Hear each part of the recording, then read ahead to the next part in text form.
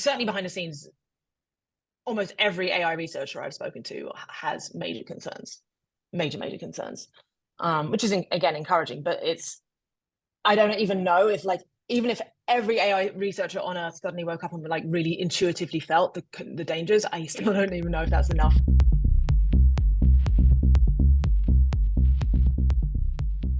You've always been quite wary of AI, and I don't know about you, but for me, it's always been kind of this abstract concept that something's going to happen in the future. But it feels like recently things have just progressed so quickly, and we're now almost in this arms race where the first mover advantage is what everyone's playing for.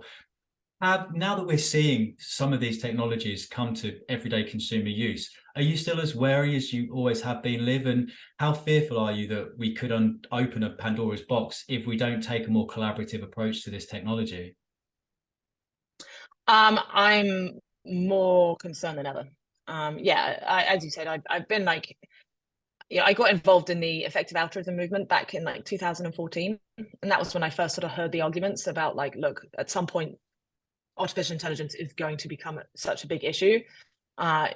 It is an issue that we are not prepared to handle yet.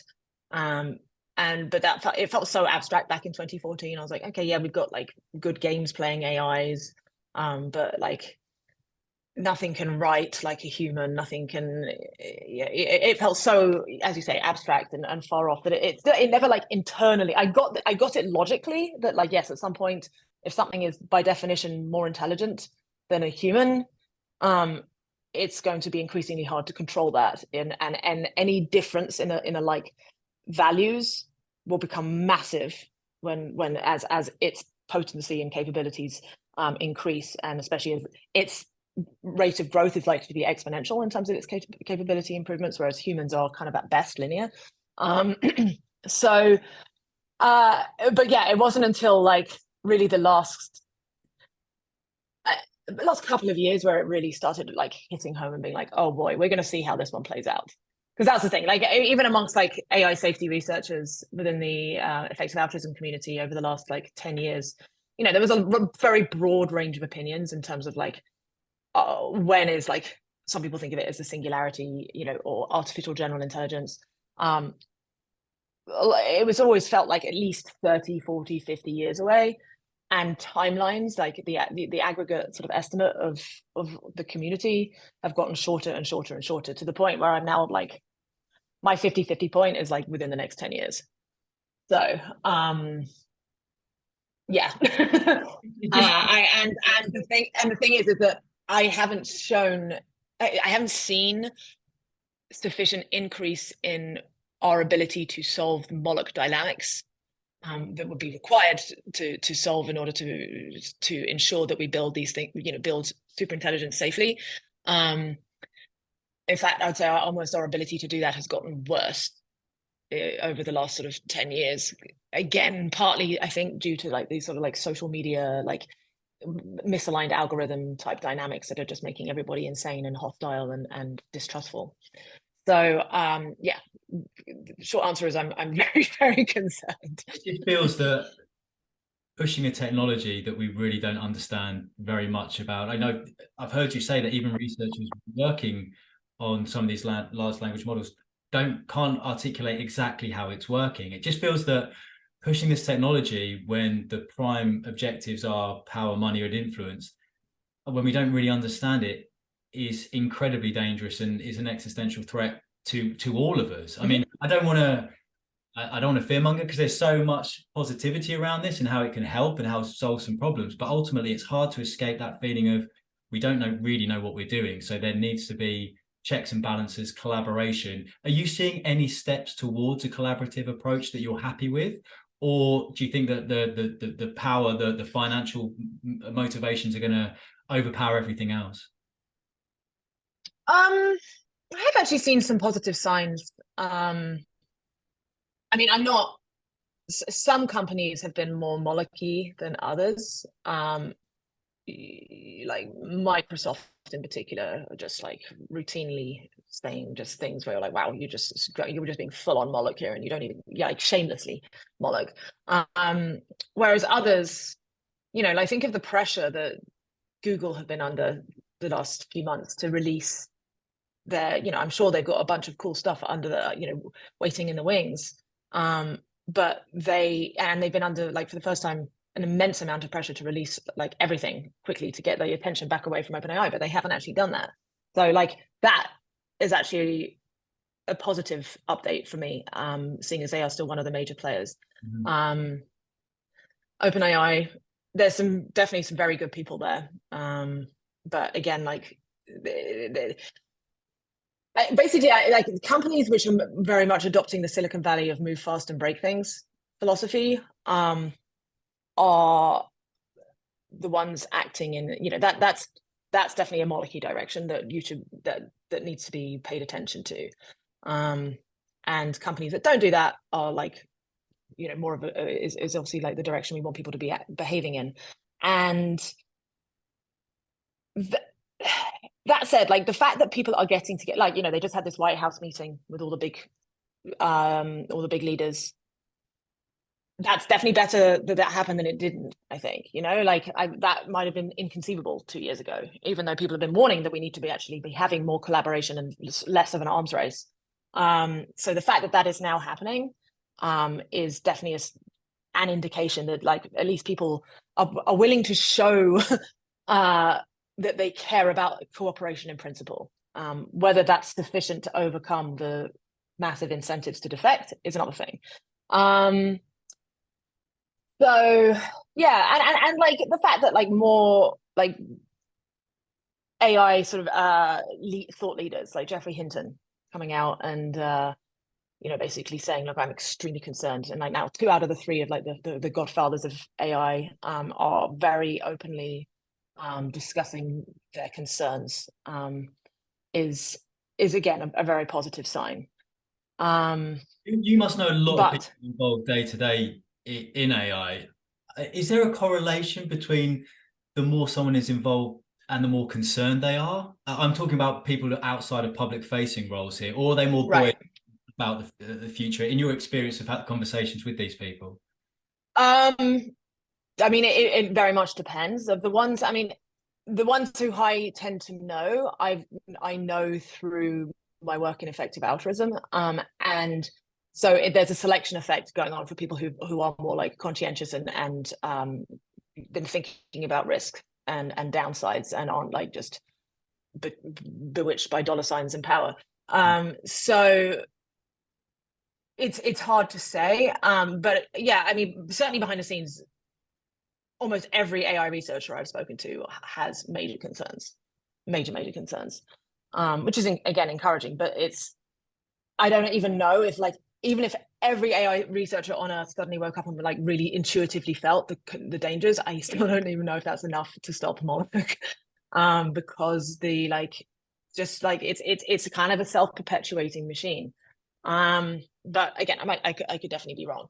So, but there's, and then there's like, I think we should spend some time discussing, like, there are obviously major upsides as well. That, it's a bit different to another major existential risk that I'm concerned about, which is the dangers of synthetic biology, particularly like synthetic pathogens, and the democratization of the power to be able to build such, like, essentially weapons of mass destruction.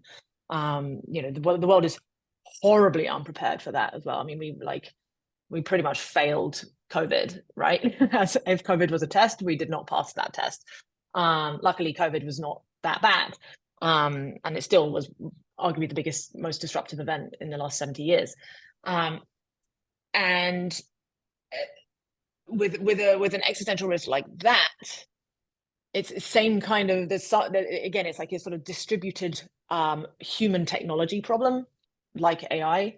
But with that, there's really no upside. It's just like, okay, someone creates some horrible, devastating pathogen that kills 100% of people and is extremely contagious, but because they're an omnicidal maniac, they release it, and everyone dies. Like, there's no upside to that story whatsoever. But whereas, like, at least with like the AI thing, there are like, even though it's the most powerful technology ever made in terms of potential harm it can do, there's also the potential good that it can do. So it's just like the calculus is much more complex. You've spoken before about the need for artificial general wisdom, not just intelligence. I was hoping you could explain a little bit more about what you mean by that and why you think that distinction is so important. Yeah, so if one of the best definitions of intelligence I've heard is the ability to achieve your goals across a wide range of landscapes, essentially, terrains, doesn't have to be physical terrain, but you know what I mean, wide range of environments. And just because something, whereas wisdom, a good definition of it is the ability to choose what goals you want to optimize for in the first place. So intelligence is the ability to achieve goals once you figure out what they are, but the wisdom is like the bigger picture again, like kind of like win-win picture of, okay, there's all these trillions of different goals I could optimize for, which are actually the best ones that like are will create the best outcomes for my set of values. And when the way that people are sort of, the way that AI is currently going is it's trying to optimize for intelligence as a and like winning at goals that like we tell it to hopefully imbue in it. But it doesn't come with but clearly we aren't actually that good always at assigning goals for what to do. Go and look at the state of the rainforest right now, our biosphere, etc. State of social media. Yeah. Like, we're clearly not actually good at picking goals in the first place that are aligned with the long-term health of humanity. So before we go and build something that is super intelligently capable of achieving whatever goals it either happens to fall into or we tell it to do, we need to have this like bigger, broader question of how do we have like a super intelligent, super wise entity figuring out what goals we should even be setting these smaller like intelligences loose on in the first place. So that's kind of what I'm getting at. It's like we need to figure out how to hack wisdom before we hack intelligence. If we can hack the wisdom problem and solve that, then the intelligence problem will be largely trivial, I think. Although don't quote me on that. Well, we've spoken about AI and then obviously synthetic biological risks, and a lot of very respected thinkers in this field, Nick Bostrom, Toby Ord, saying the next century is going to be the most important that humanity has ever encountered, and we might not get through it. There's that many existential risks that could potentially be coming our way.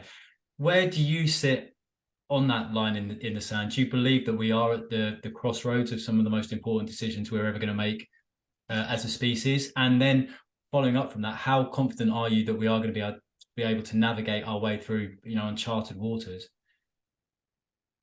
I think yes, it is reasonable to make the assertion that this current decade is more critical than the last decade, which was more critical than the last, but simply because the nature of, and it's not perfectly smooth, there's bumps, like I'm sure like the 1940s, things could have gone very differently, etc. But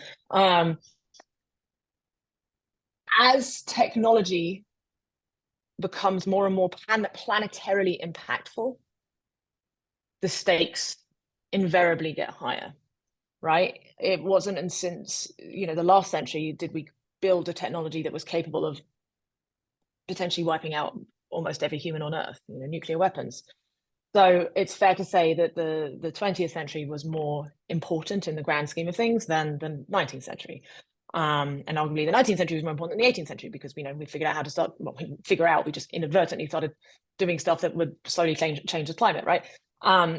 So it's given that trend, I think it's fair to say that the 21st is even more impactful than the 20th because now we're developing basically new forms of weapons of mass destruction, whether it's biological, informational, and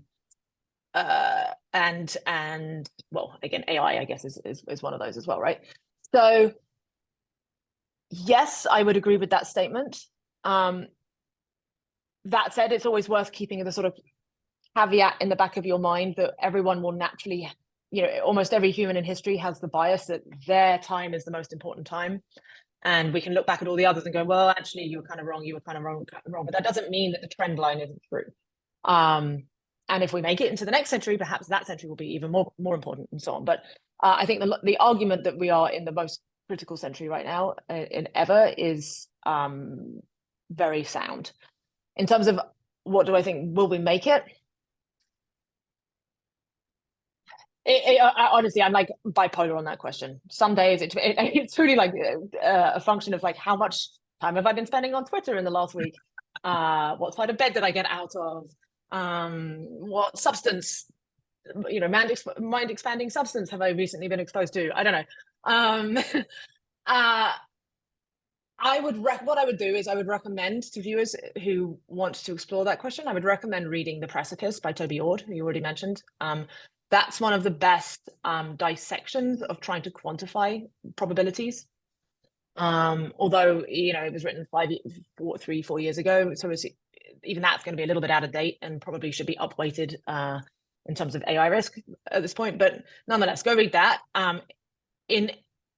In a nutshell, what his estimates come out to is about a 1 in 6 chance of extinction this century. I don't want to give my own probability because, as I say, it's just so oscillating depending on my mood.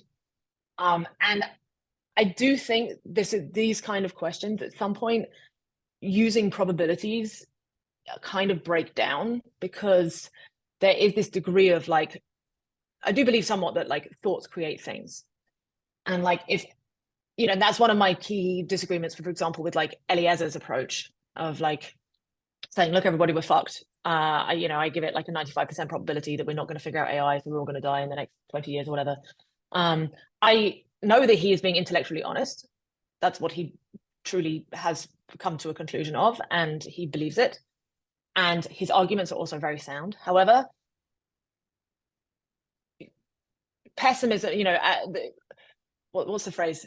It's optimists that build the future, ultimately. And there is danger in robbing all the optimism out of the air, the oxygen optimism out of the air. And we need to give people hope and possibility in order to find a solution to this. So, and given that, it actually makes it really hard to assign a probability, because by assigning a probability, the probability kind of affects itself. So all I will say is win-win. The win-win perspective is like, it takes the problem seriously, but it keeps a twinkle in its eye and goes, there's a way to figure this out. And that's the philosophy that I believe. And I'm going to choose to believe that. And that doesn't mean it's going to be really fucking hard, but it is possible. And potentially even like self-fulfilling and like that. That's why I feel so like the need to like get this philosophy out there, because I think it's like a spiral to the top, and it'd be like a positive contagion, essentially. And with so I hope that kind of answers the question. It absolutely does, but I think it feels like there's so much more to play for, because with all the other existential risks we could mention, with AI or other emerging technologies, there's so much to gain, because if we can navigate it and we can make it work, what is 2100 going to look like? Have we solved the climate crisis? Have we solved hunger, poverty? There's so much to play for. I guess that's why we need to approach this in a different way to biological warfare or the other things we've mentioned, because the upside is more than we could ever possibly imagine. Yeah, and that's where I can empathize and align to a degree with like the accelerationists, for example. They strongly believe like this is the only way out, and and by delaying, we're not only like cutting our cosmic endowment down, but actually potentially not solving these big existential issues in the first place, and might wipe ourselves out. My rebuttal to that is that like, yeah, but I think they're not fully internalizing the degree to which the Moloch situation has not been solved and is currently controlling the AI development. The rate of AI development right now. Moloch is steering that cart. But if we can get Moloch out of it and get more of a win-win behind the wheel, then, as you say, it's going to be the best thing we've ever built. And the knock-on effects would be incredible.